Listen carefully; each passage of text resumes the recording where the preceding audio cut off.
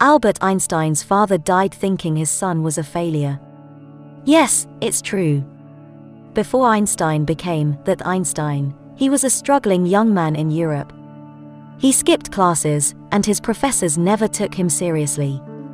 Moreover, Einstein never performed spectacularly in school. He did so poorly that he nearly decided to drop out and just sell life insurance. Things got worse when he got into college. His carefree attitude towards conventional learning offended his professors.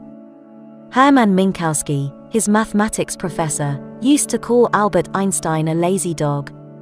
Interestingly, Minkowski spent his later life developing a geometric representation of Einstein's special theory of relativity.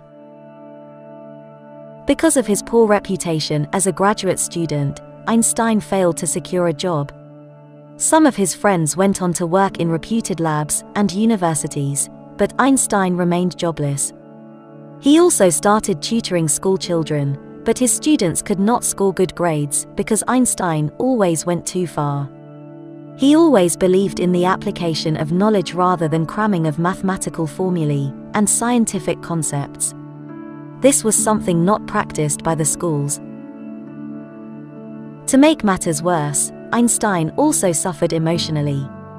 He lost his father and, a few weeks later, his newborn daughter. This loss devastated the young and jobless Einstein.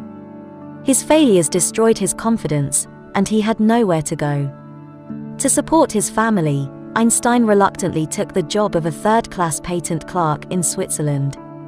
He had never thought he would end up at a place like this. But nature had some other plans for this genius. At the patent office, Einstein would quickly complete his work and spend the rest of his time thinking about some of the unsolved problems of physics. In 1905, Einstein published his first paper on the photoelectric effect. He had thought that this paper would bring him to the limelight.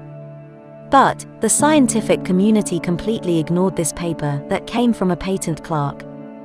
Interestingly, 16 years later, Einstein was awarded the Nobel Prize for Physics to research the photoelectric effect. Einstein then turned his focus on the microscopic world. His second paper explained Brownian motion, which later led reluctant physicists to accept the existence of atoms. To his despair, no one was talking about it. Even his second paper failed to leave a mark in 1905.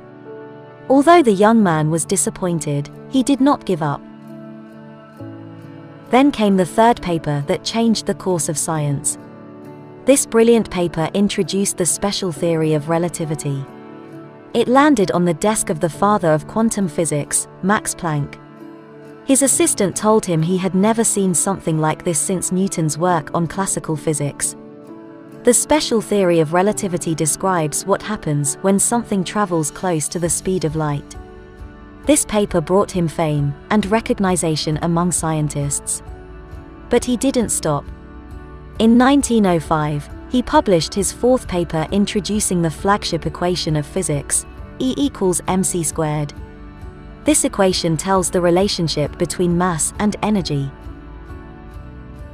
Einstein's special theory of relativity later found applications in particle physics. The construction and working of accelerators such as the Large Hadron Collider in Geneva would not have been possible without this equation. However, Einstein realized that this theory was incomplete. It did not incorporate the two most important parameters of the universe, gravity and acceleration.